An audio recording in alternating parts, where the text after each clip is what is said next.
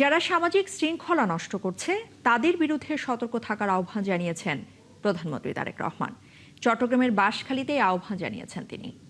এ সময় প্রধানমন্ত্রী বলেন, যারা বিভ্রান্তি সৃষ্টি করতে চায় তারা যেন সুযোগ না পায়। সেই সাথে তিনি আরও জানিয়েছেন, শান্তি শৃঙ্খলা ছাড়া স্থিতিশীল উন্নয়ন কোনোভাবেই সম্ভব নয়। নতুন কর্মসংস্থানের লক্ষ্যে চট্টগ্রামের আনোয়ারায় চীনা অর্থনৈতিক জোনে কয়েকশো মিল কারখানা হবে, আর আগামী 5 বছরের মধ্যে প্রতিটি উপজেলার হাসপাতালকে 101 বেডে উন্নীত করা হবে। জ্বালানি খাত ঠিক করতে সময়ের প্রয়োজন জানিয়ে প্রধানমন্ত্রী দেশবাসীকে ধৈর্য ধরার আহ্বান জানান। সেই সাথে তিনি আরও জানিয়েছেন, আগামী 10 বছর দেশের বিদ্যুৎ ব্যবস্থাপনা কি হবে তা সংসদে উপস্থাপন করা হবে। এর আগে ওই এলাকার বন্যার্ত ক্ষতিগ্রস্তদের মধ্যে ত্রাণ বিতরণ এবং ঘরের চাবি বুঝিয়ে দেন প্রধানমন্ত্রী।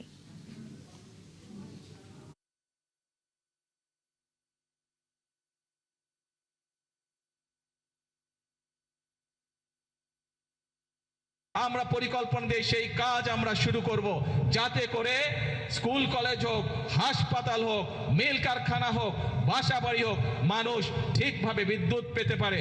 গাড়ি ঘোড়া সবকিছুতে, মোটরসাইকেল সবকিছুতে যাতে গ্যাস মানুষ ঠিকভাবে পেতে পারে, সেই পরিকল্পনা আমরা গ্রহণ করব।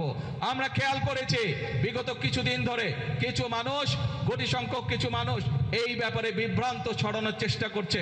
আপনাদেরকে পরিষ্কারভাবে উদ্দেশ্য করে বলতে চাই, বিএনপি সরকার সংসদে পরিকল্পনা উপস্থাপন করবে।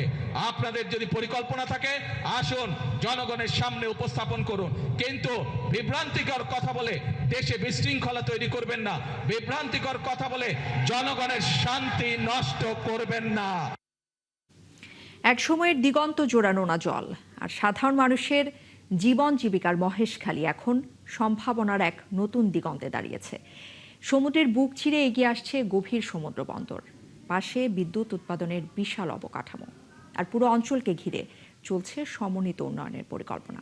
আজ সেই সম্ভাবনার বাস্তব অগ্রগতি সরেজমিনে দেখলেন প্রধানমন্ত্রী তারেক রহমান। রিফাত আহমেদের ছবিতে শফিকুল হকের রিপোর্ট।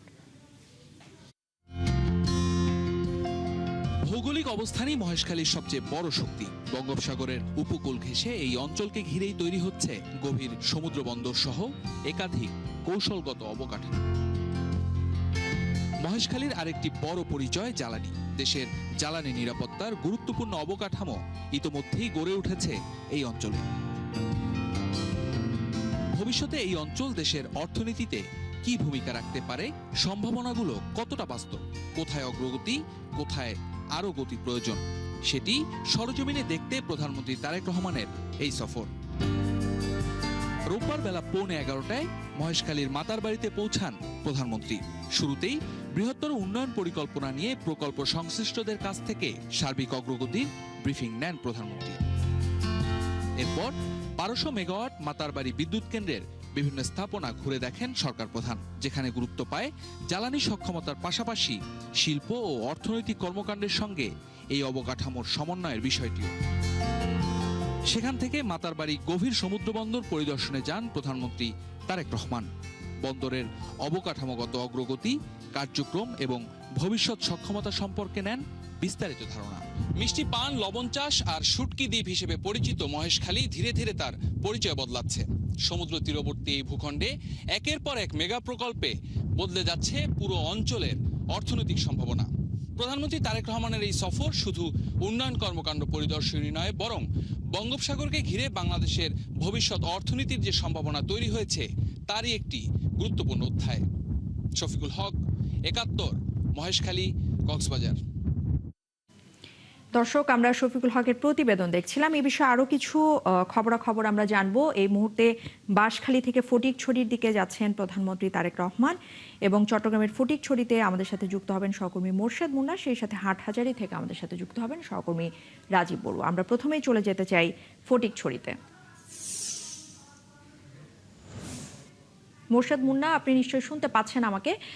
এখনো বাঁশখালীতে আছেন প্রধানমন্ত্রী, আর কিছুক্ষণের মধ্যেই হয়তোবা তিনি ফটিকছড়িতে যাবেন। সেখানকার এই মুহূর্তে নেতাকর্মী এবং জনসাধারণ যারা আছেন তাদের উৎসাহ উদ্দীপনা কেমন দেখছেন, এবং সেখানে আসলে পরবর্তী কর্মসূচিগুলো কি হবে?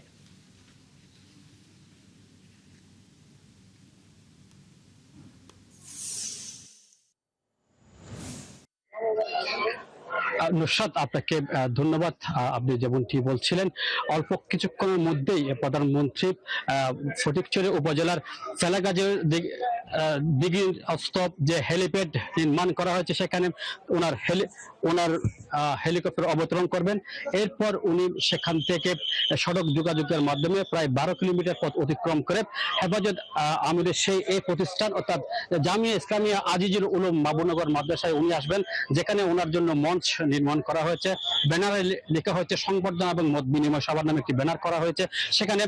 সেখানে আল্লামা মহিবুল্লাহ বাবুনগরের সাথে বিশিষ্ট আলেমগণ ওনার সাথে সাক্ষাৎ করেন। আমরা যদি আপনাদেরকে যদি একটু দেখাই তাহলে দেখা যাবে পিছনে প্রচুর মানুষ দেখতে পাচ্ছি আমরা।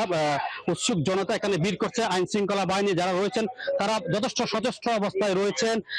তারা নিয়মভঙ্গকারী কাউকে এখানে রাখছেন না, নিয়মের বহির্ভূত কাউকে এখানে রাখছেন না। এমনকি সাংবাদিকরাও একটা নির্দিষ্ট স্থানে গিয়ে তাদের কর্মযোগ্য চালাতে হচ্ছে, সংবাদ সংগ্রহ করা হচ্ছে। যদি আপনাকে একটু বলতে চাই, সেটি হচ্ছে ফটিকছড়ি উপজেলার সাধারণ মানুষ, দলীয় নেতাকর্মী প্রধানমন্ত্রীর কাছে অনেক প্রত্যাশা চাওয়া পাওয়া রয়েছে। এসব মানুষ মনে করছেন প্রধানমন্ত্রী তাদের আস্থার প্রতীক। তারা শ্যামতান গ্যাস ফিল হতে উত্তোলিত গ্যাস যা ফটিকছড়ির উপর দিয়ে গ্রিডে যুক্ত হয়েছে, তাদের দাবি এই গ্যাস যেন ফটিকছড়িতে সরবরাহ করা হয়।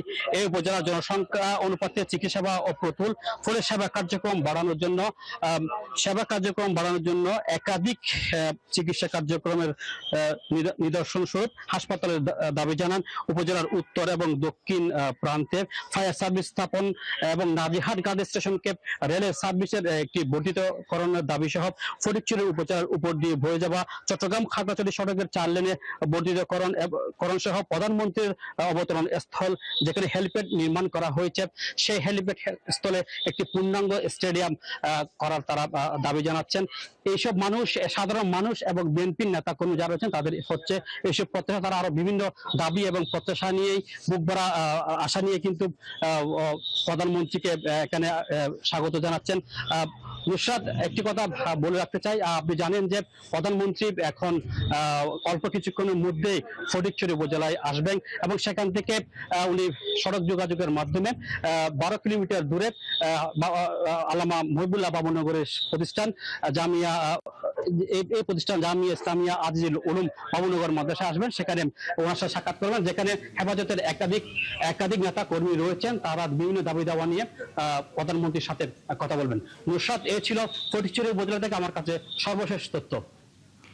মোর্শেদ মুন্না, আপনাকে ধন্যবাদ আমাদের সাথে যুক্ত হওয়ার জন্য। আমরা হাটহাজারীতে রাজীব বড়ুয়া আছেন আমাদের আরেক সহকর্মী, তার কাছে চলে যেতে চাই। রাজীব বড়ুয়া, একটু জানাবেন হাটহাজারীর যে সমাবেশ সেটা এবং সেখানে যারা অপেক্ষা করছেন প্রধানমন্ত্রীর জন্য, আসলে নেতাকর্মী, সেই সাথে সাধারণ জনগণ, তাদের পক্ষ থেকে কোনো ধরনের দাবি দাওয়া বা প্রত্যাশা রয়েছে কিনা প্রধানমন্ত্রীর কাছে?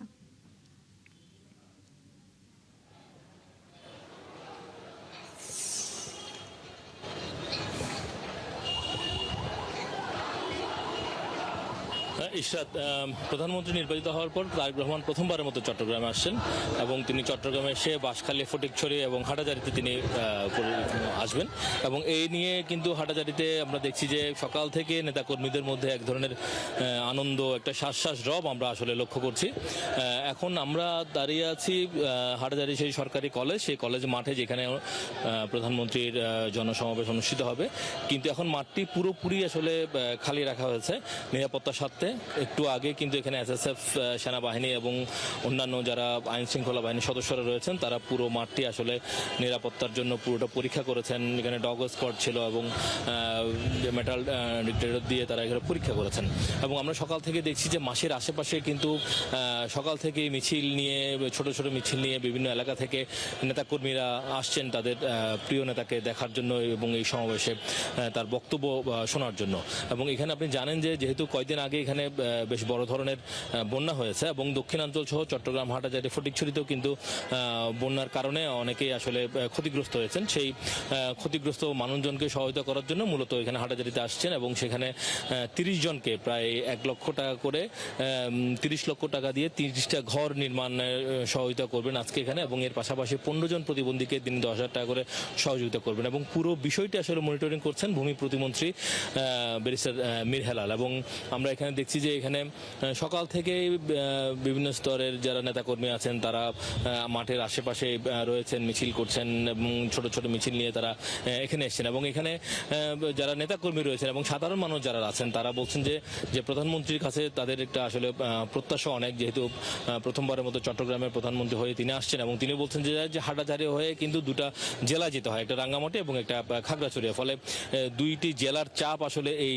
হাটাজারির উপর দিয়ে যায়। ফলে তারা বলছেন যে এখানে সড়কগুলো আসলে একটু বড় করা দরকার, যে 4 লেনের যদি সড়ক যদি দুইটা জেলার যাওয়ার যে রাস্তা সেখানে যদি হয় তাহলে এখানে যে যানজট প্রতিনিয়ত কিন্তু একটা দুঃসহ যানজট কিন্তু তৈরি হয় হাটাজারি বাস স্ট্যান্ড এলাকায়। ফলে তারা চান এই যানজট যেন আসলে নিরসন করে এবং বড় করে যেন রোডগুলো হয়। এবং তার পাশাপাশি এখানে একটি কৃষি বিশ্ববিদ্যালয় করারও কিন্তু তাদের একটা দাবি রয়েছে। তারা বলছে যে এখানে যেহেতু কৃষি বিশ্ববিদ্যালয় করার অনেক আগে থেকে একটা পরিকল্পনা সরকারের ছিল এবং তারাও বলছেন তাদেরও একটা দাবি, ফলে প্রধানমন্ত্রী তাদের এই দাবিগুলো শুনবেন, এটা আসলে তারা প্রত্যাশা করছেন। তো সবকিছু মিলিয়ে এখানে উনি যখন আসলে ফটিকছড়ি থেকে যখন এখানে আসবেন হাটাজারিতে, এখানে দারুল উলুম মাদ্রাসায় এখানে যে হেফাজতের প্রতিষ্ঠাতা যিনি আমির সেই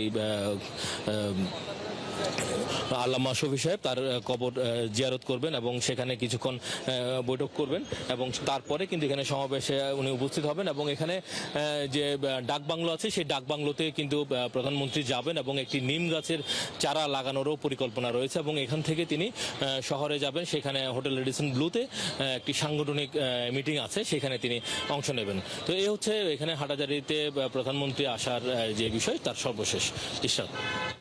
রাজীব বড়ুয়া, আপনাকে অসংখ্য ধন্যবাদ। দর্শক, প্রধানমন্ত্রীর চট্টগ্রাম সফর ঘিরে বিভিন্ন খবরাখবর আমাদেরকে জানাচ্ছিলেন আমাদের সহকর্মীরা। যাচ্ছি পরবর্তী প্রসঙ্গে। ফ্যাসিবাদী শাসন শেষে দেশ গঠনের সময় বিরোধী দল কথা বলছে ফ্যাসিস্টের ভাষায়, এমন অভিযোগ করেছেন এলজিআরডি মন্ত্রী এবং বিএনপি মহাসচিব মির্জা ফখরুল ইসলাম আলমগীর। রংপুরে যুক্তরাষ্ট্রভিত্তিক চ্যারিটি সংস্থা লাভ শেয়ার বিডির এক অনুষ্ঠানে কথা জানিয়েছেন তিনি। আর বিএনপি গঠনমূলক কাজ করছে, তাতে ব্যর্থ হলে তারপর দলের সমালোচনা করা হোক বলেও প্রত্যাশা করেন তিনি। আমাদের একটা বিরোধী দল আছে, এই বিরোধী দল দুর্ভাগ্যক্রমে তারা আবার সে আগের মতোই ভূমিকা পালন করতে শুরু করেছে এবং হাসিনা যে ভাষায় কথা বলতো এরা ওই ভাষায় কথা বলতো। করতে দিব না, চলতে দিব না, শেষ করতে দিব না, এইসব বলতে শুরু করেছে না। টার্ম শেষ করতে দিব না, পারবে না। আরে বাবা, হয়েছে তো মাত্র 4 মাস 5 মাস। এই 4 মাস 5 মাসই তো অনেক পরিবর্তন হয়ে গেছে, বহু পরিবর্তন। একটা ধ্বংসপ্রাপ্ত অর্থনীতিকে টেনে তোলা শুরু হয়েছে। রাষ্ট্রপতি নির্বাচনের জন্য বিএনপি ছাড়া এখন পর্যন্ত অন্য কোনো দল বা কোনো প্রার্থী মনোনয়নপত্র নেননি, জানিয়েছেন ইসির সিনিয়র সচিব আক্তার আহমেদ। দুপুরে কমিশনে রাষ্ট্রপতি নির্বাচন এবং স্থানীয় সরকার নির্বাচনের প্রস্তুতির অগ্রগতি নিয়ে সাংবাদিকদের এই কথা জানান তিনি। আর স্থানীয় সরকার নির্বাচনে ভোটারের সংখ্যা 12,86,32,555 জন বলেও জানিয়েছেন ইসি সচিব। আমরা স্থানীয় সরকার নির্বাচনের ব্যাপারে বলেছিলাম যে 31শে জুলাই পর্যন্ত যারা নিবন্ধিত হবেন ভোটার হিসেবে তাদের নিয়ে আমাদের চর্চাটা। তো এখন সেই হিসাবে আমাদের 31শে জুলাই পর্যন্ত ভোটারের সংখ্যা হচ্ছে 12,86,32,555। আমাদের পরবর্তী নির্বাচন যেটা আমাদের স্থানীয় সরকার, আপাতত এটাই নিয়েই আর কি। কিন্তু যদি তারিখ পরিবর্তন হয় তাহলে সেটা পরবর্তীতে কমিশন অন্য কোনো সিদ্ধান্ত নিলে এই তালিকাটা সম্পূরক তালিকায় হিসেবে আসবে। প্রধানমন্ত্রী তারেক রহমানের সঙ্গে আগামীকাল সৌজন্য সাক্ষাৎ করবেন ঢাকায় নিযুক্ত ভারতীয় হাই কমিশনার দীনেশ ত্রিবেদী। দুপুরে রাজধানীর কুড়িলে ইন্ডিয়ান ভিসা সেন্টারের এক অনুষ্ঠানে এই তথ্য জানান। এ সময় ভারতীয় হাই কমিশনার বলেন, দুই দেশের প্রধানমন্ত্রী একসঙ্গে বৈঠকে বসলে ঢাকা দিল্লির কূটনৈতিক সম্পর্ক আরও উন্নত হবে। গত 5ই আগস্ট দিল্লিতে পলাতক শেখ হাসিনার সংবাদ সম্মেলনের জেরে বাংলাদেশ ভারতের মধ্যে টানাপোড়েন শুরু হয়। এ নিয়ে গেল কয়েকদিন দেশের নানান আলোচনা সমালোচনা চলছে।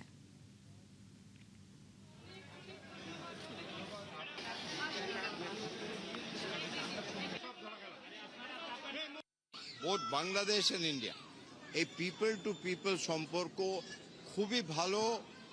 এই সম্পর্কটা আমাদের গভর্নমেন্টাল লেভেল থেকে ভালো করতে হবে, আর এটা আমাদের সবাই দায়িত্ব। মৌলভীবাজারের কুলাউড়া সীমান্তে ভারতের অভ্যন্তরে বিএসএফ এর গুলিতে বাংলাদেশি চোরাকারবারি নিহত হয়েছে বলে জানিয়েছে বিজিবি। নিহতের নাম তারা মিয়া। মৌলভীবাজার শ্রীমঙ্গলের 46 বিজিবির অধিনায়ক লেফটেন্যান্ট কর্নেল সরকার আসিফ মাহমুদ জানিয়েছেন, ভারতের সীমান্তরক্ষী বাহিনী বিএসএফ বিজিবিকে জানায় শনিবার রাত 3:30টার দিকে বাংলাদেশ থেকে 4-5 জন চোরাকারবারি ভারতীয় চোরাকারবারিদের সহায়তায় সীমান্ত অতিক্রম করে ভারতের মাগুরুলি এলাকায় প্রবেশ করে। এ সময় তাদের লক্ষ্য করে বিএসএফ গুলি ছুড়লে বাকিরা পালিয়ে গেলেও ঘটনাস্থলে গুলিবিদ্ধ হন তারা মিয়া। নিহতের মরদেহ বিএসএফ এর হেফাজতে রয়েছে। বিস্তারিত তথ্য জানতে বিজিবি এবং বিএসএফ এর মধ্যে যোগাযোগ অব্যাহত রয়েছে। নিহত তারা মিয়া চোরাকারবারের সাথে জড়িত এবং তার বিরুদ্ধে একটি মামলা রয়েছে বলেও জানিয়েছে বিজিবি।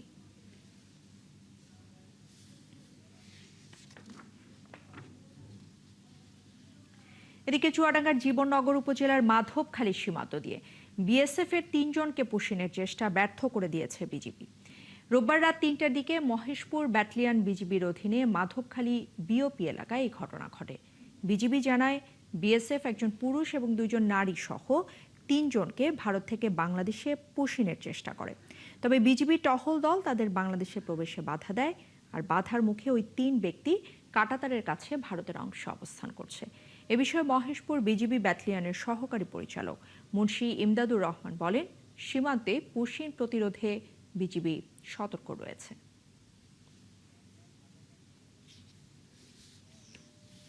ঝালকাঠির ভীমরুলির ঐতিহ্যবাহী ভাসমান পেয়ারার হাট ভ্রমণ করেছেন বাংলাদেশে নিযুক্ত মার্কিন রাষ্ট্রদূত ব্রেন্ট টি. ক্রিস্টেনসন। রোববার সকাল 9টার দিকে সদর উপজেলার ভীমরুলির ভাসমান হাটে পৌঁছান মার্কিন রাষ্ট্রদূত। এ সময় অতিরিক্ত জেলা প্রশাসক কাউসার হোসেন তাকে ফুল দিয়ে শুভেচ্ছা জানান। পরে ছোট নৌকায় চড়ে ভাসমান হাট ঘুরে দেখেন রাষ্ট্রদূত। নৌকায় বসে ভাসমান হাটের বেচাকেনা দেখেন তিনি। পরে ট্রলার যোগে খালের 2 পাশের পেয়ারা বাগানও ঘুরে দেখেন। এ সময় তার সঙ্গে ছিলেন মার্কিন দূতাবাস এবং প্রশাসনের কর্মকর্তারা।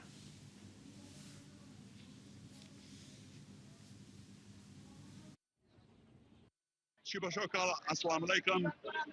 It's great to be here at the floating markets to experience this unique site in Bangladesh.